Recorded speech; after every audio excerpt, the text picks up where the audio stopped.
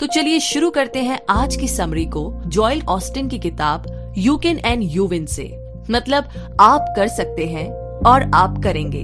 इस किताब में 8 सिद्धांत है, undeniable qualities of a winner. तो ये 8 सिद्धांत आपको सफल बनाते हैं, क्योंकि हर इंसान के अंदर एक विजेता होता है। हम विजेता बनने के लिए ही बने हैं। तो इन सिद्धांतों को आप पढ़िए और सुनिए, फिर उन्हें अपनी जिंदगी में इस्तेमाल कीजिए और फिर तैयार हो जाइए, क्योंकि आप वो जीत हासिल करने वाले हैं जिसके बारे में आपने आज तक सोचा भी नहीं होगा, पर आप कर सकते हैं और आप करेंगे। तो जीत हासिल करने के लिए सबसे पहली चीज है आपका लक्ष्य, यानी कि आपका गोल। तो आप अपने लक्ष्य को अपने सामने रखिए, क्योंकि ये बात स्टडीज में सामने आई है कि जब आप किसी चीज को बार बार देखते हैं तो वो चीज आपके सबकॉन्शियस माइंड यानी कि आपके अवचेतन मन में गहराई से बैठ जाती है। और ये एक जानी मानी टेक्निक है अपने सपनों तक पहुंचने की। मगर कई बार ऐसा भी होता है कि आप अपनी पूरी काबिलियत नहीं दिखा पाते। ऐसा इसलिए नहीं कि आप काबिल नहीं हैं या आप उतने स्मार्ट नहीं हैं, बल्कि इसीलिए क्योंकि आपने अपनी आंखों के सामने गलत चीज रखी है। कुछ ऐसा चुनिए जो आपके सपने से मेल खाता हो। उदाहरण के लिए, अगर आप एक मेडिकल स्टूडेंट है तो अपनी मेज पर एक प्लास्टिक की खोपड़ी रखिए, और जब भी आप पढ़ने के लिए बैठेंगे तो आपके सामने वो प्लास्टिक की खोपड़ी होगी ना, वो आपको आपके गोल और आपके लक्ष्य की हमेशा याद दिलाती रहेगी। और आपको ये याद रहेगा कि आपको जिंदगी में क्या हासिल करना है। इसका आपकी पढ़ाई पर एक पॉजिटिव असर पड़ेगा, क्योंकि ये आपको हमेशा आगे बढ़ने के लिए प्रेरित करती रहेगी। तो मान लीजिए कि आप शादी करना चाहते हैं, तो इस सिचुएशन में अपने घर को आप खाली चित्रों से भर दें। अब जहाँ कहीं भी आप जाएंगे, उन खाली चित्रों पर नजर पड़ते ही आपका शादी करने का इरादा और भी मजबूत होता जाएगा। और अगर कोई आपसे पूछे ये खाली चित्र किस लिए है, तो कहिए कि उस पत्नी के लिए जो मेरी जिंदगी में आने वाली है। तो अब अगर आप ये सोच रहे हैं कि आप छोटे सपने देख रहे हैं, ना कि बड़े, क्योंकि आप भगवान को तकलीफ नहीं देना चाहते, ताकि ऊपर वाले को ना आसानी हो आपके छोटे छोटे सपने पूरे करने में, तो यकीन मानिए ये बिल्कुल सच नहीं है, बल्कि ये ना इससे एकदम उलट है। जब आप बड़े सपने देखते हैं ना, तो ऊपर वाला खुश होता है। सारे बंधन तोड़ दीजिए। तो कहिए कि भगवान, मैं अभी नहीं जानता कि ये कैसे होगा, मगर मैं ये जानता हूँ कि ये जब भी होगा ना, आप ही की मदद से होगा। तो भगवान पर असीमित विश्वास रख कर के ही आप उसे प्रसन्न कर सकते हैं। फिर चाहे सिचुएशंस कितनी भी अजीब लगे, खुद को विश्वास दिलाइए कि सब कुछ ठीक है, क्योंकि भगवान की शक्ति अपरंपार है। हमारे साधन, सिचुएशंस या हमारी एजुकेशन कोई भी मायने नहीं रखती। जब भगवान हमारी इच्छा पूरी करना चाहे, जो हम मांगते हैं, प्रभु उससे बढ़कर ही हमें देता है। बस अगर आपका उस पर पक्का विश्वास हो तो। और अपने सपनों को कभी मत भूलिए, हार कभी मत मानिए। भगवान का आशीर्वाद सदा आपके साथ रहेगा। इस बात की अगर आप कल्पना भी नहीं कर सकते तो मत कीजिए। अगर आप अपने लक्ष्य को, अपने गोल को अपने सामने नहीं रखेंगे और पूरी शिद्दत से उसका यकीन नहीं करेंगे, तो आप कभी भी उसे हासिल नहीं कर सकते। हिल्टन होटल्स के फाउंडर कॉनार्ड हिल्टन एक दिन एक लेख पढ़ रहे थे, जो कि न्यूयॉर्क के वॉल्ड्रॉफ एस्टोरिया होटल के बारे में था। तो वो इस बात से बहुत ज्यादा प्रभावित हुए कि वो होटल कितना बड़ा और शानदार था, कितना सुंदर है वो होटल। वो एक दिन उस होटल का मालिक बनने के सपने देखने लगे। अगर वो इस बात को सीधे सीधे सोचते तो ऐसा हो पाना नामुमकिन लगता, मगर उन्होंने इसको कुछ अलग तरीके से सोचा, ऊपर वाले की मर्जी से सोचा। उन्होंने उस लेख में से होटल की तस्वीरें काटकर अपने सामने लगा दी। वो उन तस्वीरों को बार बार देखते रहते जब तक कि उनका ये सपना पूरा नहीं हो गया, और तब तक जब तक कि उनकी कंपनी ने उस होटल के लगभग 2.5 लाख शेयर्स नहीं खरीद लिए। तो नेगेटिव थॉट्स को कभी भी आप अपने आप पर हावी मत होने दीजिए। हो सकता है कि किसी दिन आप एक बहुत ही फिट इंसान को देखें और खुद से कहे कि मैं तो ऐसा कभी भी नहीं बन सकता, या फिर आप एक बड़ा सा शानदार मकान देख करके अपने आप से कहे कि मैं कभी भी ऐसा कुछ नहीं खरीद सकता। तो इन नेगेटिव थॉट्स का ना आपकी सक्सेस पर बहुत गहरा असर पड़ता है, क्योंकि वो आपको आगे बढ़ने से रोकती है, आपके नजरिए को सीमित कर देती है। इसीलिए आपको ना अपना नजरिया बदलना पड़ेगा।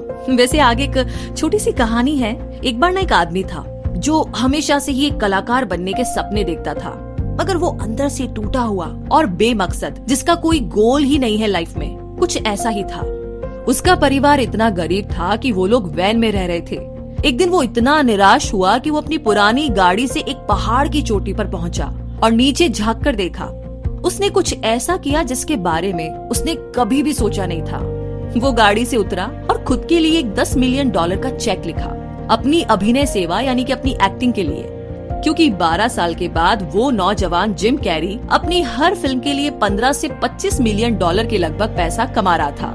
तो ये तो रही हमारे लक्ष्य की बात, लेकिन लक्ष्य को हासिल करने के लिए हमें एक लंबी रेस दौड़नी पड़ती है, क्योंकि आपकी रोजमर्रा की जिंदगी में ऐसे काफी सारे लोग होंगे जो आपकी जिंदगी को कंट्रोल करने की कोशिश करते होंगे। उनका इरादा भले ही नेक हो सकता है, मगर अपनी जिंदगी को कंट्रोल करने वाले सिर्फ आप होने चाहिए। आपको अपनी रेस ना खुद ही दौड़नी पड़ेगी।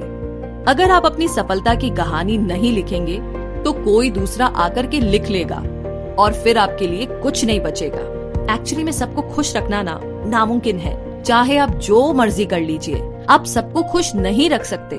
इस कोशिश में आप खुद को वो काम करते हुए पाएंगे जो आप नहीं करना चाहते या आपको नहीं करने चाहिए। अगर हर बार कोई ना कोई आपके काम में इतनी ज्यादा नुक्ताचीनी करने लगे, मतलब इतना ज्यादा इंटरफेयर करे कि आप वो काम करना ही छोड़ दो, तो आप कभी भी कुछ नहीं कर पाओगे, क्योंकि हर कोई आपको उसकी जगह पर रखकर देखने की कोशिश करेगा, मगर आप अपनी जगह पर कायम रहे। क्योंकि अगर आप उनके हिसाब से चलना शुरू भी कर दे तो वही लोग फिर भी कुछ न कुछ कमी निकाल ही लेंगे। और वैसे भी किसी ने एक बहुत ही अच्छी बात कही थी कि जब आप 20 साल के होते हैं तो आपको ये फिक्र रहती है कि सब आपके बारे में क्या सोचते हैं, मगर जब आप 40 साल में होते हैं तो आप ये परवाह करना छोड़ देते हैं, और 60 में तो आपको ये पता चलता है कि कोई आपके बारे में तो सोच ही नहीं रहा था। तो खुद को लोगों की राय से मुक्त रखिए, तभी आप सही मायनों में पूरी तरह से आजाद हो सकेंगे। हमेशा अपनी जिंदगी का एक लक्ष्य रखिए। इस बात के लिए तैयार रहिए कि हो सकता है कि इस लक्ष्य को पूरा करने की यात्रा में भले ही कुछ लोग आपका साथ ना दे, आपसे दूर हो जाए, तो भी परवाह मत कीजिए। जो रास्ता आपने चुना है वो भगवान ने आपके लिए पहले से ही डिसाइड किया है। लोगों से ज्यादा आपको ऊपर वाले की मंजूरी की जरूरत है, क्योंकि लोगों की राय हमेशा आपको उलझन में डाल देगी और आप कभी भी क्लियर नहीं सोच पाएंगे। तो औरों की बिन मांगी राय पर आपको ये कहना सीखना ही पड़ेगा कि आपका बहुत शुक्रिया, मगर मुझे ना इसकी जरूरत नहीं है। और आप ये शब्द ना बड़ी विनम्रता के साथ कहिए, क्योंकि जिनकी बार बार खुशामद करनी पड़े, ऐसे लोगों से जरा बच के रहे, क्योंकि यही वो लोग होते हैं जिनके लिए चाहे कितना भी कुछ क्यों ना किया जाए, आप ना उन्हें कभी संतुष्ट नहीं कर सकते। हर बार वो कुछ ना कुछ कमी निकालते रहेंगे। अब जरा सा चूके नहीं कि ऐसे लोग आपकी जिंदगी की बागडोर अपने हाथ में लेने की कोशिश करने लग जाते हैं। इन लोगों को खुश करना लगभग नामुमकिन है, क्योंकि ये आपसे कभी खुश होते ही नहीं और ना ही कभी इनके मुंह से तारीफ के दो बोल निकलते हैं। अगर आपका कोई दोस्त सिर्फ अपने मतलब के लिए दोस्ती निभा रहा है तो ऐसे लोगों से दूरी बना लेना ही बेहतर होगा। फिर चाहे अगर वो आपकी जिंदगी से जाए तो चले जाए, क्योंकि एक बहुत पुरानी कहानी है एक दादा और पोते की। एक बार एक दादा अपने पोते को अपने गधे पर बैठाकर कहीं ले जा रहा था। कुछ दूर जाने पर लोग उन्हें देखते हैं तो कहते हैं कि देखो ये पोता कितना स्वार्थी है, खुद तो गधे के ऊपर आराम से बैठा है और अपने बूढ़े दादा को पैदल चलने पर मजबूर कर रहा है। लोगों की बातें सुनकर दादा परेशान हो जाता है और वो अब पोते को उतार करके खुद गधे की सवारी करने लगता है। मगर कुछ आगे जाने पर फिर से कुछ लोग उन्हें देखकर कहते हैं, अरे दादा तो बड़ा मतलबी है जो खुद अकेले गधे की सवारी कर रहा है और बेचारे पोते को पैदल चला रहा है। लोगों की बातों से परेशान होकर दादा इस बार पोते को भी अपने साथ गधे पर बैठा लेता है, मगर इस बार भी लोगों ने बख्शा नहीं। जी हाँ, लोगों ने उन दोनों को भला बुरा बोलना शुरू किया कि दादा पोता कितने निर्दयी हैं, जो दोनों उस गधे पर बैठकर उस पर अपना सारा बोझ डाले हुए हैं। तो इस कहानी का सार ये है कि आप चाहे जो भी कर लें, फिर भी सबको एक साथ खुश नहीं रख सकते। कुछ लोग फिर भी ना आपकी आलोचना यानी कि आपको क्रिटिसाइज करते ही रहेंगे। तो बजाय सबकी परवाह करने के आप ना अपना एक लक्ष्य खुद ही चुन लीजिए और उस पर डटे रहिए जब तक कि आपको सक्सेस नहीं मिल जाती। और इतना ही नहीं, आपको इसी के साथ अपनी जिंदगी में अच्छी चीजों की उम्मीद भी करनी होगी। जी हाँ, ये एक नियम है कि जब आप अपने लिए बेहतर चीजों की आशा करते हैं तो वो बेहतर चीजें ना खुद ब खुद आपको मिलती है। लेकिन जब आप बार बार नेगेटिव बातें सोचेंगे तो क्या होगा? जाहिर है कि वही नेगेटिव चीजें आपकी जिंदगी में आएगी, क्योंकि आप जो सोचते हैं वही तो आपके साथ होता है। तो भगवान हमेशा आपको वही देता है जिसका ख्याल आपके दिल में अक्सर बना रहता है। अब हर सुबह ये सोच करके आप उठिए कि आज आपका दिन बहुत ही शानदार गुजरने वाला है। इस सोच के साथ दिन की शुरुआत करेंगे तो पाएंगे कि जो आपने सोचा था वही आपको मिल रहा है। अगर आप किसी एग्जाम के लिए जा रहे हैं तो उम्मीद कीजिए कि आप उसमें बहुत अच्छा करने वाले हैं। ऐसा सोचने से न सिर्फ आपका हौसला बढ़ेगा, बल्कि आप में एक नए उत्साह का संचार भी होगा जो आज से पहले कभी नहीं था। कुछ लोग हमेशा ही निराशा से घिरे रहते हैं। वो अपने बारे में कभी भी कुछ अच्छा सोच ही नहीं पाते। मैं कभी अपना वजन कम नहीं कर सकता, उस पार्टी में ना मुझे कोई पसंद नहीं करेगा, मुझे ना कभी किसी का सच्चा प्यार तो मिल ही नहीं सकता। तो ऐसे लोगों को लगता है कि उनके ऐसा सोचने से काम आसान हो जाएगा, क्योंकि अगर उनके साथ कुछ अच्छा नहीं हुआ तो वो बोलेंगे, देखा मैंने तो पहले ही कहा था। और अगर कुछ अच्छा हो भी गया तो वो बहुत हैरान रह जाएंगे कि आखिर उनके साथ ये कैसे हो गया। हालांकि निराशावादी लोगों के साथ कभी भी कुछ अच्छा नहीं होता। अब अगर आशा करने के बावजूद आपके साथ ऐसा नहीं हुआ जो आप चाहते थे, तो भी निराश होने की जरूरत नहीं है। फिर से कोशिश कीजिए और तब तक करते रहिए जब तक कि सफलता आपके हाथ नहीं लग जाती। जरूरत है तो बस यही कि हर उस प्रॉब्लम को अपने रास्ते से हटा दीजिए जो आपको आपकी मंजिल तक पहुंचने से रोक रही है। बहुत सारी स्टडीज से ये सामने आया है कि आशावादी और निराशावादी विचार, मतलब कि पॉजिटिव और नेगेटिव थॉट्स, दोनों ही हमारे दिमाग के दो अलग अलग हिस्सों की देन है। आशावादी विचारों की तुलना में निराशावादी विचारों को प्रोसेस होने में ज्यादा वक्त लगता है, और शायद यही वजह है कि नेगेटिव विचार हमारे दिमाग में लंबे समय तक रहते हैं। उदाहरण के लिए, आप इस बात को कभी भी भूल नहीं पाएंगे कि आप एग्जाम में फेल हुए थे, बजाय इसके कि कभी आप पास भी हुए होंगे। तो इस तरीके से नेगेटिव थॉट्स का हमारे दिमाग में बहुत गहरा असर पड़ता है। जैसे कि किसी ने आपके लिए कभी कुछ ऐसा किया था जिससे आपके दिल को बहुत खुशी हुई। ये बात आपको अचानक एक दिन अपने काम के दौरान याद आती है, तो उस घटना को याद करके आप मुस्कुरा उठते हैं। जैसे कि शायद अभी आपको कुछ ऐसा याद आ रहा है और आप मुस्कुरा रहे हैं, बिल्कुल ऐसे ही। और इसी तरीके से एक बार फिर से आप अपने जहन में उस पूरे इंसिडेंट का पिक्चराइजेशन करने लगते हैं। आप दुगने जोश से भरकर अपने काम में जुट जाते हैं क्योंकि आपका मूड अच्छा हो गया। तो देखा ना आपने कि कैसे ये आशावादी विचार यानी कि पॉजिटिव थॉट आपको और भी बेहतर करने के लिए प्रेरित करते हैं। और ये भी मुमकिन है कि बीती हुई कड़वी यादें आपको और भी उदास कर दे, और फिर होगा ये कि उसका असर आपकी क्षमता और आपकी काबिलियत पर पड़ेगा। जैसे कि अपने दिमाग को आप एक टीवी सेट की तरह समझिए जिसमें बहुत सारे चैनल्स हैं। कुछ चैनल आपकी बहुत अच्छी यादों से जुड़े हैं तो कुछ कड़वी यादों से। अब इस टीवी का रिमोट अपने हाथ में रखिए। जो यादें आपको खुशी और उत्साह से भर देती है, केवल उन्हीं यादों का चैनल अपने दिमाग में चलने दें और इन बहुत ही अच्छी यादों को बार बार याद कीजिए। ठीक वैसे ही जैसे आप सिनेमा हॉल में मजे से बैठकर पॉपकॉर्न और सोडा के साथ अपनी मनपसंद फिल्म देखते हैं। तो अब जरा आप वो समय याद कीजिए जब आपको लगता था कि आपके साथ सब कुछ गलत ही गलत हो रहा है, और फिर उसके कुछ दिनों के बाद या महीनों के बाद या कह लीजिए कि साल भर के बाद ही अचानक आपकी सिचुएशन में सुधार होने लगता है।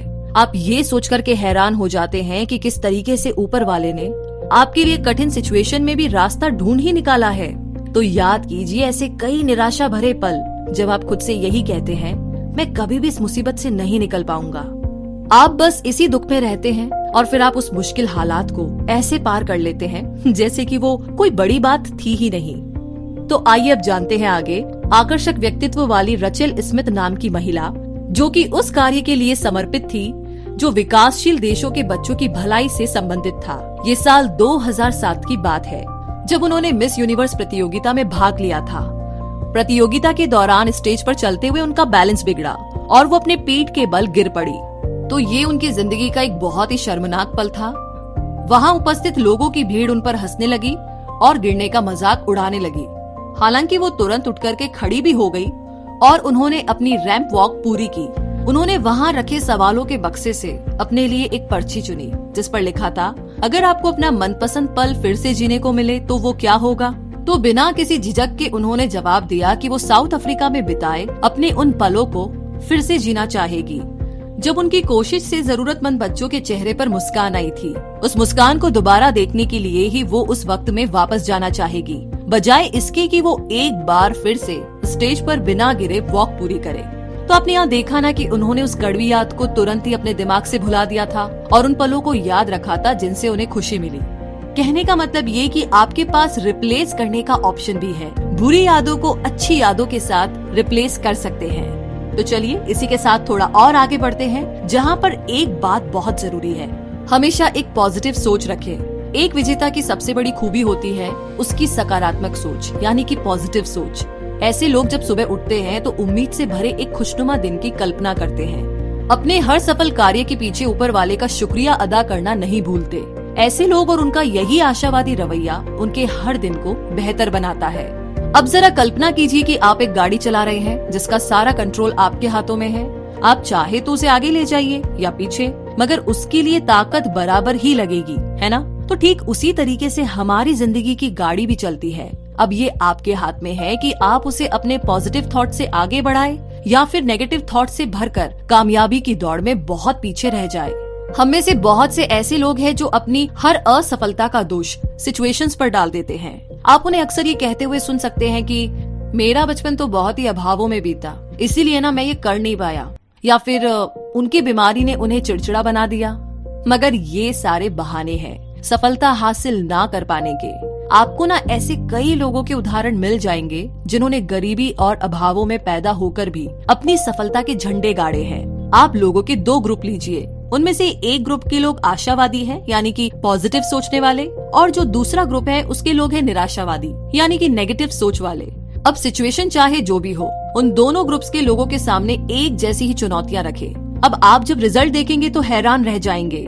पॉजिटिव सोच वाले लोगों के ग्रुप ने उन चुनौतियों से निपटने का कोई न कोई रास्ता निकाल लिया होगा, मगर नेगेटिव सोच वाले लोग अपने स्वभाव के अनुसार यूं ही हाथ पर हाथ धरकर बैठे होंगे। तो जाहिर है कि ये सभी बातें आपकी पूर्व निर्धारित सोच का परिणाम है।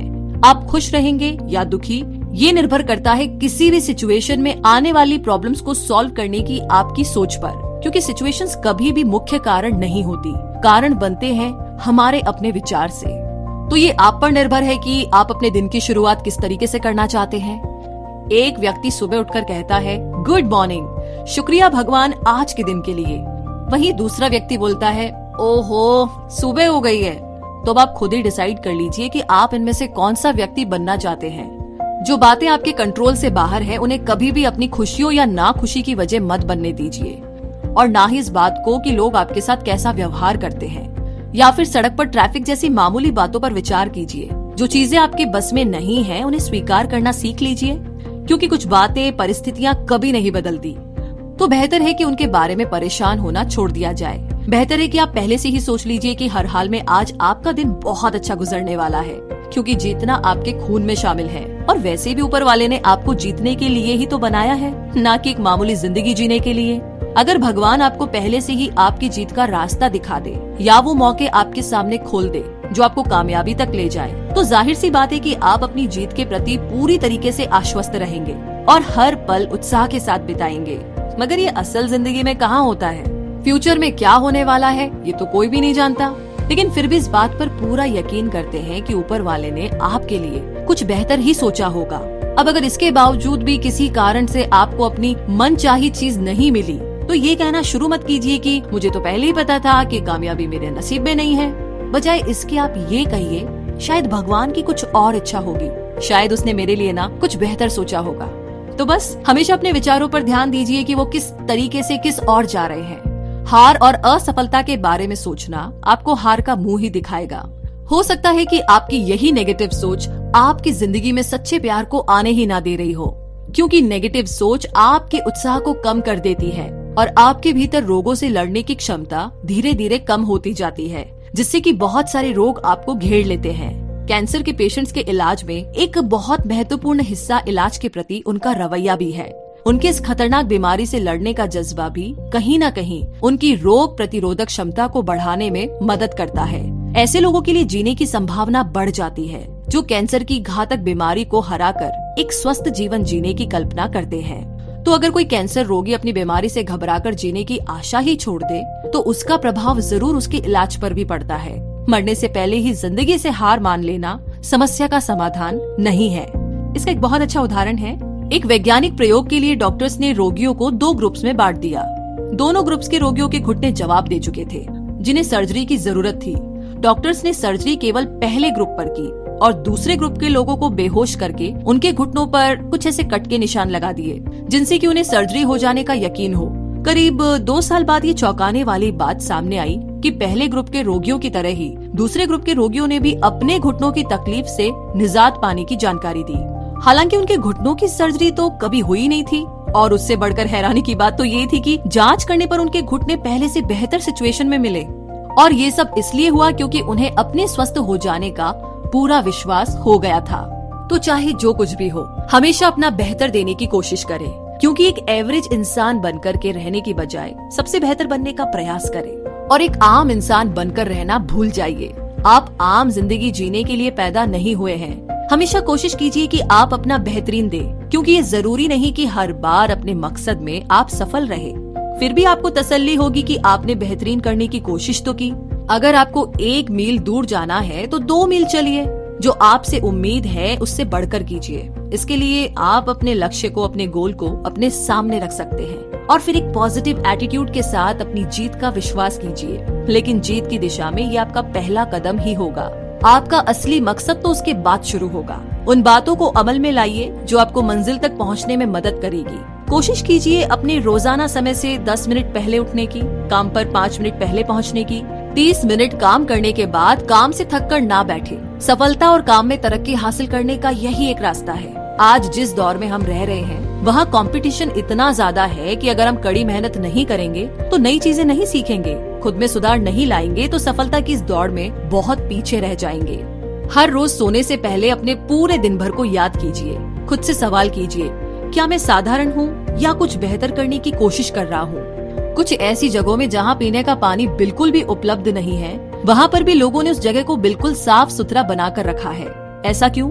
क्योंकि हालात चाहे कैसे भी क्यों ना हो, वे लोग भगवान की दी हुई चीज का पूरा सम्मान कर रहे हैं। ऊपर वाले की दी हुई हर चीज की कद्र करें, फिर चाहे वो आपका पुराना घर ही क्यों ना हो। क्योंकि अगर आप ऐसा नहीं करते हैं तो उससे और ज्यादा की उम्मीद कैसे कर सकते हैं?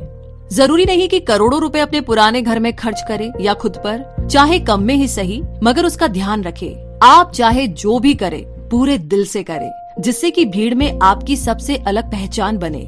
चाहे आपके आसपास कितने ही काबिल लोग क्यों ना हो, उनके जैसा बनने की बजाय अपनी अलग छवि बनाएं। ये कभी ना सोचे कि अगर ये उन्हें नहीं आता तो भला मुझे कैसे आएगा। इतनी मेहनत करे कि सफलता सिर्फ आपके कदम चूमे। अपनी एक आदत बना ले कि आप जो काम भी हाथ में ले उसे बेहतर से बेहतरीन करने की कोशिश करें, फिर चाहे वो काम कितना भी छोटा क्यों ना हो। मान लीजिए किसी स्टोर में गलती से आपसे कुछ सामान नीचे गिर जाता है, तो आपको चाहिए कि खुद उसे साफ करें। ये उम्मीद ना कीजिए कि कोई और आकर के उसे साफ कर देगा। जो आपसे गिरा है आप उसे उठा करके उसी जगह पर वापस तरीके से रख दीजिए। हर सुबह जब आप उठे तो नहाने के बाद साफ सुथरे कपड़े पहने, अपने बाल संवारे। भगवान को प्रसन्न करने का ये भी एक तरीका है, क्योंकि ऐसा करके आप अपने बनाने वाले के प्रति आभार व्यक्त करते हैं। फिर भले ही आप गरीब हो या अमीर, इससे कोई फर्क नहीं पड़ता। जितना आपसे हो सकता है आप उतने अच्छे दिखने की कोशिश तो कर ही सकते हैं। जब आप कुछ नेक काम करते हैं तो ये सोच करके मत कीजिए कि ऐसा करना आपकी मजबूरी है या फिर कोई आपको देख रहा है, बल्कि उसे दिल से चाहते हुए कीजिए।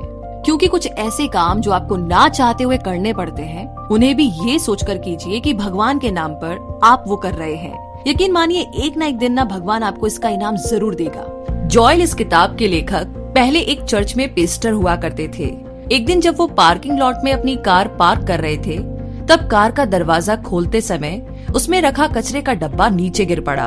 उन्होंने वो डब्बा उठा तो लिया, मगर हवा के कारण सारा कचरा पार्किंग लॉट में इधर उधर बिखर गया। अब जॉल ने सोचा जो कि कूड़ा बिनना उनका काम नहीं है और उन्हें देर भी तो हो रही थी, तो इसे ऐसे ही रहने दिया जाए। मगर तभी उन्हें ऊपर वाले का ध्यान आया और उन्होंने फैसला किया कि वो सारा कचरा बिनकर वापस उस डब्बे में डालेंगे। जब उनका काम खत्म हुआ तो उन्होंने देखा कि वहाँ गाड़ी में बैठे एक दंपति जॉयल को देख ही रहे थे। उन्होंने गाड़ी की खिड़की खोली और जॉयल को बताया कि वो जॉयल को चर्च में देख चुके हैं और आज वे जॉयल को इस स्थिति में देखकर जानना चाहते थे कि आखिर जॉयल करते क्या है। कहना ना होगा कि जॉयल ने भगवान का शुक्रिया अदा किया जो उसने उन्हें शर्मिंदा होने से बचा लिया। तो इस तरीके से भगवान ने उन्हें उनकी नेकी का फल दिया। तो बस इसी तरीके से आप अपनी मंजिल की तरफ बढ़ते रहिए, क्योंकि आप चाहे कितने भी माहिर और अनुभवी क्यों ना हो, सीखना आपको कभी नहीं छोड़ना है, क्योंकि सीखने का कोई अंत नहीं है। जिंदगी में इतना कुछ है सीखने के लिए कि आप जिंदगी भर भी सीखे ना तो कम है।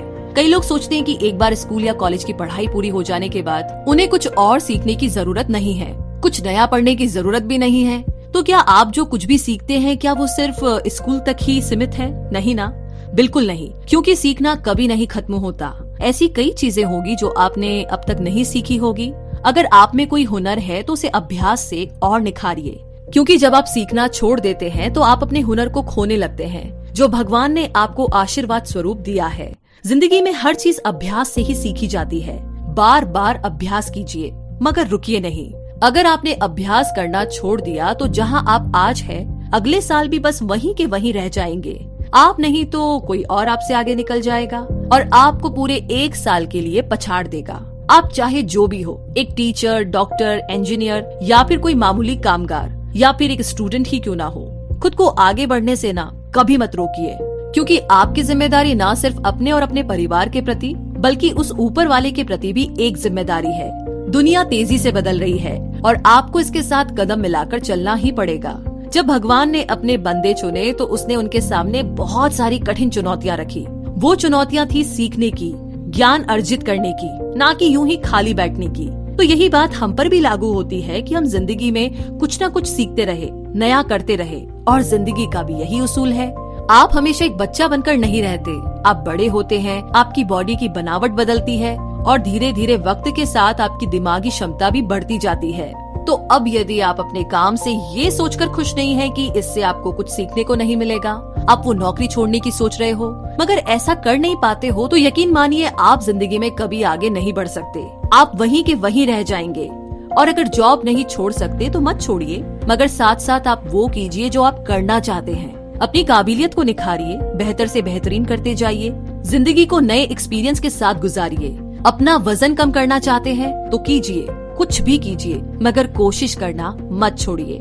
आपकी काबिलियत ऊपर वाला जानता है, इसीलिए वो आपके सामने नई चुनौतियाँ भी खड़ी करेगा और तरक्की के नए दरवाजे भी खोलेगा। कभी मत सोचिए कि आप अपना वक्त बर्बाद कर रहे हैं या बस समय गुजार रहे हैं। बस जो भी करे पूरे दिल से करें, और अगर वो करना आपकी मजबूरी है तो भी उसे बेहतर बनाएं, क्योंकि आप कभी नहीं जान सकते कि ऊपर वाला आपको कब बेहतर मौके दे।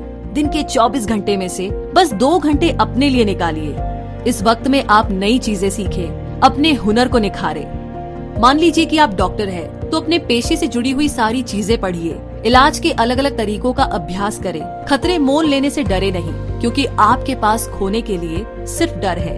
और अगर सफल हुए तो कामयाबी आपके साथ होगी। याद रखिए, जो खतरे मोल लेता है वही खुद को बेहतर बना सकता है। अब माना कि आप किसी दफ्तर के कर्मचारी हैं और आप एक लंबी छुट्टी पर जाते हैं। अब अगर आपके ना रहने पर भी दफ्तर का कामकाज अच्छी तरीके से चल रहा है, तो ये बात बेशक दफ्तर के लिए तो ठीक है, पर ये आपके लिए बिल्कुल भी अच्छी नहीं होगी। ये एक तरीके से खतरे की घंटी है आपके लिए, क्योंकि आपके बिना भी अगर उनका काम चलता है तो उन्हें कभी भी आपको नौकरी से निकालने में जरा भी हिचकिचाहट नहीं होगी। जब दुनिया को आपके होने न होने से कोई फर्क नहीं पड़ता, तो आप में कोई भी काबिलियत नहीं है। आप कुछ भी ऐसा नहीं कर रहे जिसका असर लोगों पर पड़ता हो। अब अपने आप से पूछिए कि आप क्या हो, प्रॉब्लम का सोल्यूशन निकालने वाले या फिर प्रॉब्लम सुनाने वाले? क्या आप अपने बॉस के पास जाकर उन्हें बस अपनी समस्याएं बताकर चले आते हैं, या फिर आप जाकर के उन्हें कोई प्रॉब्लम बताते हैं और उसका सोल्यूशन भी सुझाते हैं? याद रखिए, प्रॉब्लम का रोना रोने के बजाय हमेशा उसका कोई सोल्यूशन ढूंढने की कोशिश करें। जो कुछ भी आप करें उसके लिए एक प्लान दिमाग में सोच कर रखें। सपने देखना अच्छा है, मगर इतना ही काफी नहीं है, उसके लिए मेहनत भी करें। मान लीजिए आप पतला होना चाहते हैं और अपने को 10 किलो कम देखने की आप कल्पना भी करते हैं। मैं पौष्टिक खाना खाऊंगा, हफ्ते में 3 दिन जिम जाऊंगा। सिर्फ ये सोचे नहीं, बल्कि उस जिम में जाना शुरू कर दीजिए, पौष्टिक खाना शुरू कर दीजिए और हर रोज अपनी कल्पना में खुद को सेहतमंद और तंदुरुस्त देखते रहिए। ऊपर वाला हमारे सामने ऐसे कामयाब लोगों का उदाहरण रखता है जिनसे हम कुछ सीख सके, तो उन सुनहरे मौकों को हाथ से जाने मत दीजिए, उन्हें लपक लीजिए। अगर आपको समझ नहीं आ रहा हो तो पूछिए कि कैसे होता है। सफल लोगों को अपनी जिंदगी का हीरो बनाइए, उनसे मित्रता बढ़ाइए। पाब्लो कासल्स महान चेलो वादकों में से एक थे। 12 साल की उम्र से ही उन्होंने चेलो बजाना शुरू कर दिया था और इस कला में माहिर बन गए, मगर फिर भी 85 साल की उम्र तक भी उन्होंने इसे सीखना नहीं छोड़ा था। वो हर रोज इसका अभ्यास किया करते थे। तो इसी तरीके से इन सारी चीजों के साथ ही एक और जरूरी बात है, और वो है सेवा। जी हाँ, यदि आप नाखुश हैं तो कुछ अलग करने का प्रयास कीजिए। हम नाखुश तभी होते हैं जब हमारा सारा ध्यान खुद पर और अपनी जरूरतों पर होता है। सिर्फ अपने पर फोकस करने की बजाय दूसरों की जरूरतों के बारे में भी सोचना चाहिए। हम सिर्फ लेने के लिए नहीं बल्कि देने के लिए भी बने हैं। कभी ऐसा भी होता है कि आपका कोई जानने वाला जिसकी सालों से आपसे बात नहीं हुई, एक दिन अचानक फोन पर आपसे मदद मांगता है। तुम्हें तो बस जरूरत के वक्त ही मेरी याद आती है। ऐसा कहने के बजाय खुशी से अपने दोस्त की मदद करें। इसे ऊपर वाले की मर्जी समझिए कि आप दूसरों के काम आ रहे हैं। अब अगर भले ही बदले में आपको कुछ ना मिले, एक शुक्रिया तक नहीं हो, तो निराश होने की जरूरत नहीं है। वो कहावत तो आपने सुनी ही होगी, नेकी कर और दरिया में डाल दे। क्या आपने कभी महसूस किया है कि आप किसी के लिए कुछ करने गए जिसमें आपको बहुत दिक्कतें आई, काम बहुत मुश्किल लगा, मगर उसके बाद बजाय बुरी तरह थक जाने के आपने खुद को जोश से भरा हुआ महसूस किया, जैसे कहीं से ताकत और एनर्जी का कोई सोर्स आपके भीतर समा गया हो। तो यही तो दूसरों की सेवा करने का प्रभाव है। ये आपका बेसिक नेचर है कि आप दूसरों की सेवा के लिए ही बने हैं। खुद के लिए कुछ हासिल करना बुरी बात नहीं है।